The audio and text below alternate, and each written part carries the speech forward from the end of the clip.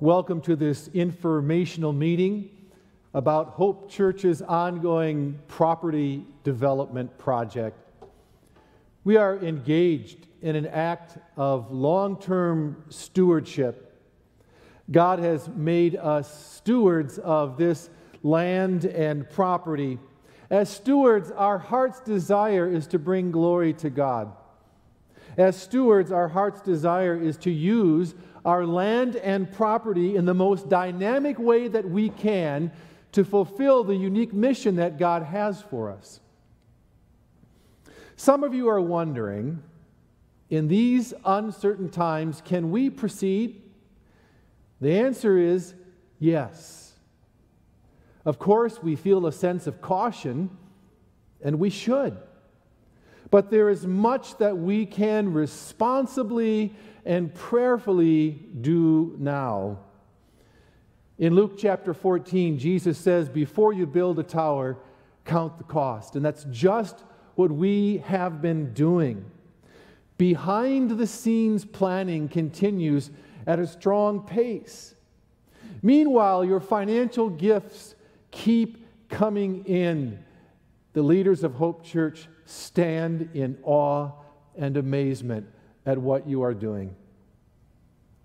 This is not the time to give the green light to construction, but when that time comes, when the way is clear, we want to be ready, and we will be.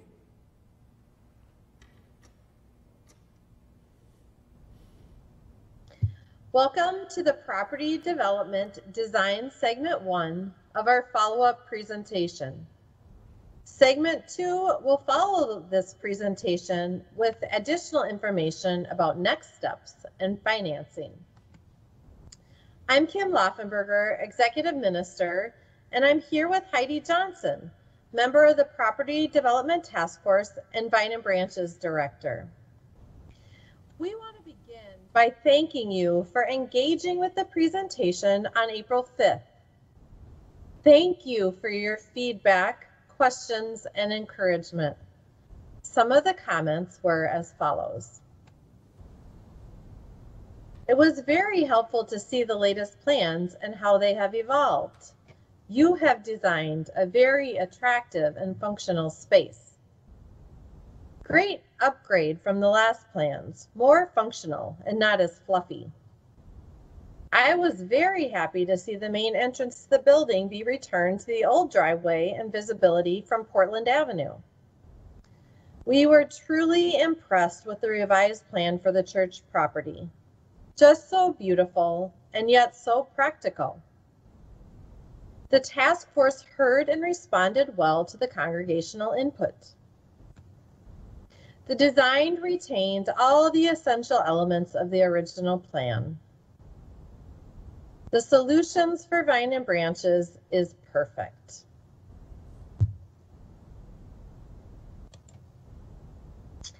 Again, we want to thank you for your encouraging responses. We will be addressing other design-related questions during this segment of the presentation. Questions related to finance, maintenance, and project timeline will be presented in the next segment. I assure you that the feedback you are giving continues to be valuable and will be used as we further refine the project with the architects. So Heidi, as we begin, can we take a step back? Can you remind us all of how this started, where we are now, and where we are going, painting a broad picture for all of us of the scope of this project? Sure, Kim. Hello again, Hope. So the process started almost exactly a year ago. The task force first presented plans to you all at Hope's annual meeting, and we showed the first round of preliminary floor plans along with exterior and interior renderings of what the design could look like. And we invited your written and verbal reactions and responses to the design. We held many helpful listening sessions where we collected your feedback. And then last fall, we conducted our Hope for Tomorrow capital campaign, raising $4.2 million in commitments. This helped us discern what was realistically and financially feasible. So we went back to the architects and had them redesign, taking into account all feedback and aiming towards a reduction in cost. And this brings us to where we are now. A few weeks ago on April 5th, we shared with you the new revised plans. We have also shared the plans and our vision with the City of Richfield in a recent preliminary meeting, and we received a very favorable response. This is in anticipation of needing city approvals and the steps that are leading up to construction. And where are we headed? We had scheduled an open house to share our planning with our neighbors living on the block surrounding Hope Church, but this meeting had to be canceled as COVID-19 stay-at-home orders took effect. So we will be brainstorming another way to share our plans with our neighbors. We will be bringing your feedback back to our architects, and they will begin the process of refining the plans and building details, both, and engaging with civil engineers on the project. A timeline will be laid out for you in the next portion of this presentation. Well, we know that the plans for the scope of this project, specifically the school building, have definitely evolved over the last 18 months. So can you share a bit more about how the changes reflect Hope's vision for the future? Sure. The task force discussions around the school building have evolved over time. When we originally looked at the school, it had significant deferred maintenance costs, and the thought was that taking down the school building would leave a wide swath of several acres available for development.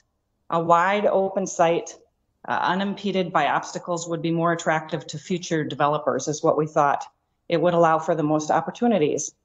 It was during this time that Hope was approached by multiple schools seeking to engage in discussions with us on possible rental of portions of the school building. The task force brought on board experts in the field to help us evaluate the situation and to show us the value of the school building, such as who would want to use it, what the market looked like, and the costs and timelines associated with the different scenarios. Our eyes were open to the potential to use the school building as a revenue source right now, in the present time, and in the future. We also saw value in the potential to deepen our long-standing relationship with Richfield Schools. The school building is an asset that Hope owns and can use right now to get us on the track down to where we want to go. The task force has been discerning a new direction to head in light of needing to reduce the costs of the new building. So by utilizing space we already own, which includes the gym, kitchen, and social events rooms, we can realize a dream of creating a community center. Vine and Branches will be an anchor. This Christ-centered ministry provides clothing for those in need, such as newly arrived immigrants and those recently released from prison. And an intriguing possibility is creating dedicated space for Young Life to have a drop-in gathering space. An event space and kitchen bring further possibilities to this idea of a community center. So Heidi, if you take off your property development hat for a minute, and as the director of Vine and Branches, how do you feel about the move for Vine and Branches, and what excites you about this idea? As director of Vine and Branches, I'm really excited by the possibility of moving into a new community space. When the idea was first floated, I was intrigued, but have to admit skeptical that it would be a good fit. As we've explored the possibility further, it seems like the school is the ideal location for us to land. It has so many good things going for us. It's an equal-sized store with lots of daylight in it. There's adequate workspace, there's ample storage. It would have its own separate entrance with signage on the building right adjacent to the door and its own parking lot right near the entrance. And you folks would be able to drop your donations off right inside the new Vine and Branches store. There's room right there for a donation bin right by the entrance. I really like the idea of the store not being on the main drag. I think we are a well-kept community resource secret, and I'd love for us to remain that way. It will keep Vine and Branches from becoming the next Goodwill and reserve it for those people who really need it. I also really like the idea of moving Vine and Branches out of the church and into the community. There is the very real situation that some people are just not comfortable going into a church for help. We are still able to share Jesus's love and compassion with folks. It'll just be outside of the church building's walls. I look at this as a tangible way to cross over to our neighborhood. And I know the space, the new space is not as convenient to the bus line on Portland Avenue. And this was one of my first concerns, a question that I have too, but it is a limitation or a creative challenge that I think we can overcome, I hope. We're trusting God that the people who need to find us will be able to do so. Thanks, Heidi. It is really helpful to hear your excitement about this change. Well, putting your task force hat back on, can you talk to us about some of the questions we have about the kitchen in the school building? And can you share how it might be used in the future and if there will be any updates? Oh, the opportunity to keep the kitchen in the school brings tremendous possibilities for doing ministry there in the future. Let me just reiterate the differences between the new kitchen in the church building and the existing kitchen in the school. The kitchen in the new church building is considered a warming kitchen, which means that it will not need to be licensed by the state of Minnesota. It will be smaller than our commercial school kitchen. We'll be able to use the new church kitchen to serve from on Sunday mornings in the cafe and to prep and serve funeral luncheons, to cater events held in the multi-purpose room. It'll be functional, it'll be efficient and up to date. So the kitchen in the school is a commercial kitchen, and that is licensed by the state of Minnesota. This license is up to date, and the kitchen there definitely needs upgrades, but it is currently functional. There is a phased approach to addressing the upgrades in the whole school, and the school kitchen is not currently part of the first phase of upgrades. The school kitchen could serve many different needs as part of a community center setting. I know some of you have wondered if we'll have an ongoing relationship with Loaves and Fishes. Loaves and Fishes is a partner ministry that rents at a very reduced rate commercial kitchen space from Hope Church. And they are required to serve meals from a licensed commercial kitchen. So the using of the school kitchen for this purpose is a possibility, though it is unlikely that Loaves and Fishes will continue to serve from Hope Church, especially during the construction transition. During construction, Hope will likely be using the school building to hold worship and all of our classes and our programming. It's possible that social events and the gym will be used almost every evening for Hope's programs and for Young Life. So we will continue to explore all possibilities before making any decisions surrounding our relationship with Loaves and Fishes. Some of you have asked about the link too, and I'm just going to give you a little insight into that space. We know that the link is a well-loved space and has served our congregation well for many years. As the congregation shifts its focus and programming into the beautiful new spaces that we are creating, there will be fewer reasons to use that link to connect to the school. The current plan is to keep the link indefinitely until more is revealed to the task force as we move through this development process. The architects have designed the new building to accommodate the eventual removal of the link if at some point this is needed. In that case, the church as a standalone building would have a new outside entrance at the location that the link currently connects to the building. The plan is flexible and can accommodate changes in this area if decisions about the link change in the years down the road. Flexibility seems to be the name of the game right now. Well, we have received lots of questions and they revolve around design specifics. And so I'm wondering if you can address some of those right now. Yep, I can. We have taken all the comments that you've made and we've documented them carefully, and these will be shared with the architectural team. We're at the stage right now where we'll start really refining the plans. Restroom designs will be refined. The number of toilets on both the upper and lower levels will be scrutinized, and we'll make adjustments where they're needed. I can assure you that the new design will be ADA compliant and that we will be designing for our members and guests who use wheelchairs. Door frame widths, other design decisions will reflect this. Task force members agree that a family restroom is needed in the plan for many situations, and we will have one incorporated into the design as it moves forward. Several of you wondered about the new sloped roof that's over the front entry doors, raising concerns about drainage issues. There were similar concerns about potential drainage issues where the windows on the lower level are being added to. We are communicating these concerns to our architectural team, and I, again, can assure you that we have great faith in this team. working alongside the structural and civil engineers to make sure that this doesn't become a problem in those areas. And AV projection, I think specifically in the new multipurpose room, and other technical concerns surrounding the new reality that we have now of broadcasting worship and classes and meetings.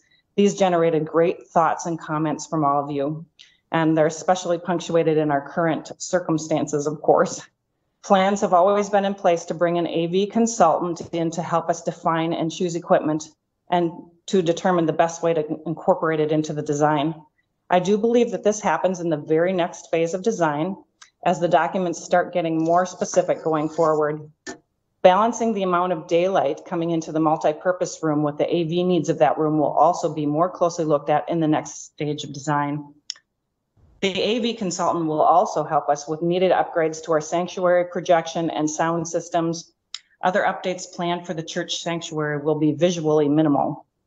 Plans include updating the electrical, acoustic, and HVAC, which stands for heating, ventilating, and air conditioning systems. Well, hope this will not be the last that you hear from us. I want to thank you all again on behalf of the task force for taking the time to thoughtfully respond to what we put before you. Your feedback is valuable and valued.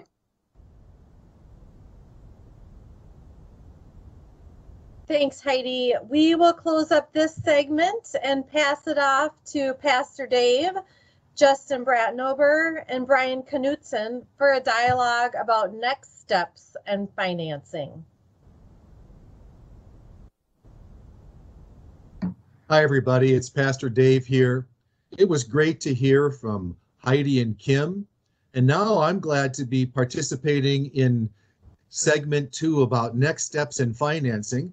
I'm really glad to be joined in this presentation by Justin Bratnober and Brian Knutson. Justin and Brian are both elders at Hope Church and both members of the Property Development Task Force. These are wonderful men. I've enjoyed working closely with them over many years, and they're going to have some great information for us in this moment. We're going to begin with Justin. So, Justin, the first question is, in the last presentation, you reported that the revised project cost is $7 million. Can you clarify, what does that cover? Is that new construction only, or does that also include any renovations that we might make in the school building? Well, Dave, the $7 million price tag consists of 2 parts. It does not include any costs associated with the school building, however.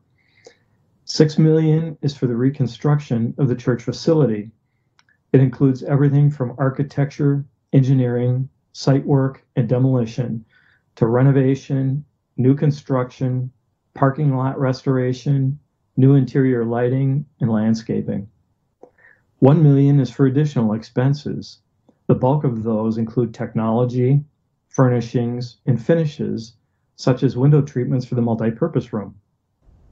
It also includes the short-term interest on the construction loan and a promotional budget to connect with the neighborhood and community. Justin, we also want to be clear if the $7 million includes any costs associated with the school building. It does not. All right, that's good to know. One of the exciting things that happened in our April 5th presentation was the strong affirmation that we received from the people of Hope Church about this design revision. Can you explain how we were able to achieve all of this and still have a reduction in cost by $1 million? Our primary objective was to meet all our initial requirements and maintain the essence of the preliminary plan at a price point we could afford. According to the feedback we heard, we achieved that goal.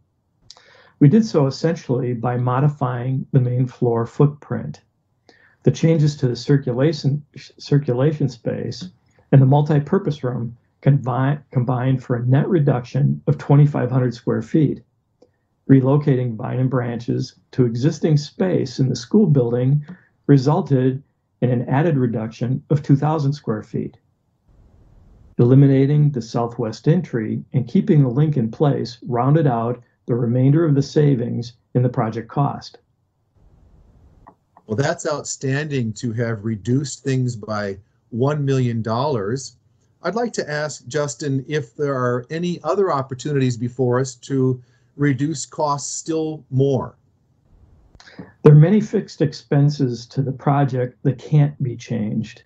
Code requirements, financing, remodeling the lower level, upgrading mechanicals, the electrical system, the security system, and the parking lots, for example, cannot be compromised. However, the cost of labor and materials have already started to let up due to the impact of the coronavirus. The information we've been gathering now even suggests that the environment for starting a project of this kind could become extremely favorable in the months ahead. Justin, one of the items that we have a lot of interest in is the issue of deferred maintenance in the school building. We had heard that there were substantial deferred maintenance costs. Can you speak to the cost of those maintenance issues, how we might pay for them, and what would be the timeline to accomplish them? Our initial assessment a few years ago exceeded $3 million to renovate the building and bring it up to current code requirements. As a result, we quickly dismissed the viability of the building and began to explore other development opportunities to generate long-term revenue for the church and to serve the community. In a very short period of time, however, we found a very favorable market for the building and entered into a lease with Richfield Schools. We couldn't have scripted that situation any better. We're generating market rents. We did little to improve the building for occupancy, and we're serving an element of the community we've always had a passion for. We have since reevaluated the improvements needed on the building and are formulating a plan to phase in approximately $1.5 million to remodel the building over a 10-year span. That will result in a significant upgrade to the building, and the approach will relieve us of having to satisfy high-cost code requirements. The bottom line is this: leasing the southernmost 30,000 square feet of the school at current market rents will accomplish three things. It will cover the cost of operating the entire 50,000 square foot structure. It will cover the $1.5 million in remodeling costs, and it will provide sufficient income to cover a substantial portion, if not the entire debt we take on in the church facility. Thanks for that, Justin. It's been such a wonderful blessing for us to learn about how the school building is an asset that's helping us as we're undertaking this amazing project. Well, let's move to what are the next steps that are before us? Well, Dave, our approach to this project bears repeating. We're proceeding as we can, where we can, as the Lord enables us. We're proceeding with all the care, wisdom, and business-like manner befitting Hope Church. There are three parts to our work today.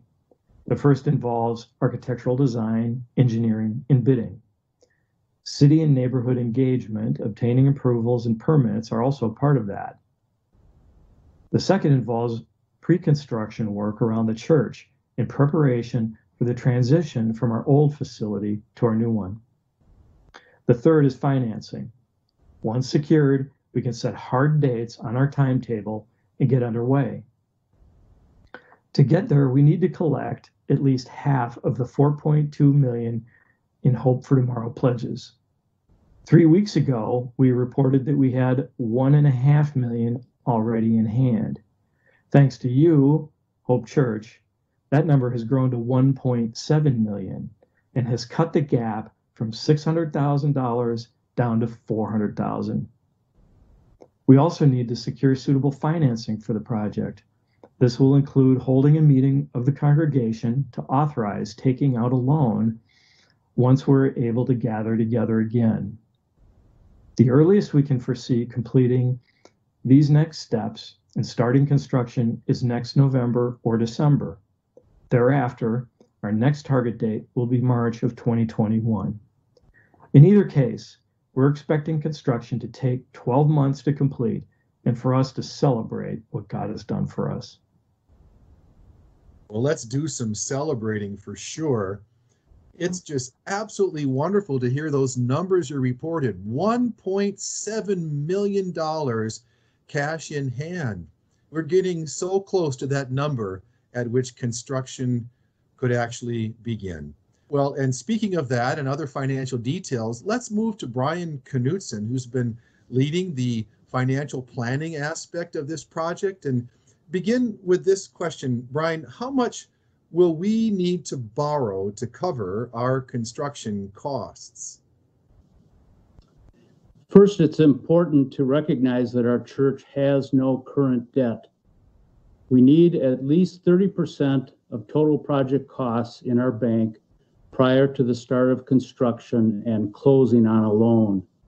As Justin pointed out, 30% of 7 million is 2.1 million, or approximately half of our total pledges.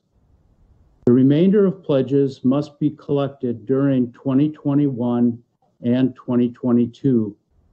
This means the peak of our borrowing could be somewhere between $4 and $5 million. If donations are received primarily during 2020 and the first half of 2021, we could greatly reduce the total construction loan accordingly. Well, thanks, Brian. So we're starting in a good place with no current debt and good options that are emerging before us. Well, can you help us understand what kind of loans would we be taking out, and what might we see as the term of those loans and the interest rates for those loans? Sure. A typical construction loan would be for about 2 years, and then the long-term loan would be set after completion and occupancy of the new building. Short-term interest rates, that being 2 to 3 years, are less than long-term rates, but the risks involved in a construction project add about 0.4% to the simple interest rates. Today, that combined amount would be between 4 and 4.25%. A 10-year term beginning at the end of construction in late 2021 would be based on rates at that time. Today, the rates for that type of loan are also about 4%. The monthly payments on mortgage debt can be based on a 20 to 25-year amortization period, even though the loan term would be 10 years, and this brings the minimum monthly payment lower. Our current project budget would result in approximately $3 million of long-term debt. The annual payments on that would be about $200,000. Brian, thanks for being on top of all of those numbers for us. We appreciate that. People are making financial contributions at just an astonishing rate, but we know there are other kinds of contributions that people can make. We call those in kind. Could you help us understand what that looks like? Yes, we have always had generous members share their talents and vocation skills when the church has really needed help. Some of their skills and resources can fill building construction needs as well, including services provided free or at below market rates. Materials and equipment may also be donated or at bargain prices. Of course, the broadest assistance, as always, will be the hours of volunteer assistance during moving, cleaning, landscape work, etc. Well, we look forward to seeing an army of volunteers emerging when the time is right for that. Brian, one last question for you. As we take out that loan, that longer term loan, will there be opportunities to pay that loan down faster and also the construction loan? Yes, all the lenders we've discussed terms with do permit early pay downs periodically. Such payments can come from new or increased pledges or from surplus during annual revenue and budgets. It is also standard practice to perform a second capital campaign after our pledge period ends in 2023. And as Justin explained earlier, we are projecting increased net school rent revenue to cover most or all of the minimum debt payments. This will grow, of course, over time as additional space in the school are leased out. Brian and Justin, I want to thank you for giving such great answers to these questions that people have been bringing to us. We appreciate the questions, and there is the opportunity to keep asking questions as people can email property at hope-pc.org, or you're certainly welcome to call Justin at the phone number that he's given, 651-247-3707. I'd like to share with you now a closing word as we come to the end of this presentation. I have in mind Proverbs 11, verse 14. It says this, "In an abundance of counselors, there is safety." I am grateful to be surrounded by an abundance of wise counselors. Our project plans are being filtered through many wise leaders. The 10 members of our Property Development Task Force, the 14 members of the session of Hope Church, the staff members of Hope Church, and perhaps most importantly of all is all of you and the wonderful way that you have engaged and shown such interest and pushed us along with your great questions and comments. Together, we're moving forward. I love that we're moving forward. I'm calling to mind a verse from Philippians 3:13. It's the Apostle Paul, where he talks about straining forward to what lies ahead. Hope Church is straining forward to what lies ahead. We're doing this as responsibly as we can under these unusual circumstances. We're doing this for the sake of the ones already here, and even more so for the sake of the ones who are on the way. More than once, I've set before you this tremendous word of encouragement from a great missionary leader, William Carey. He says, "Expect great things from God, attempt great things for God." That's exactly what we are doing. Thanks be to God, Hope Church, and I look forward to seeing you again soon.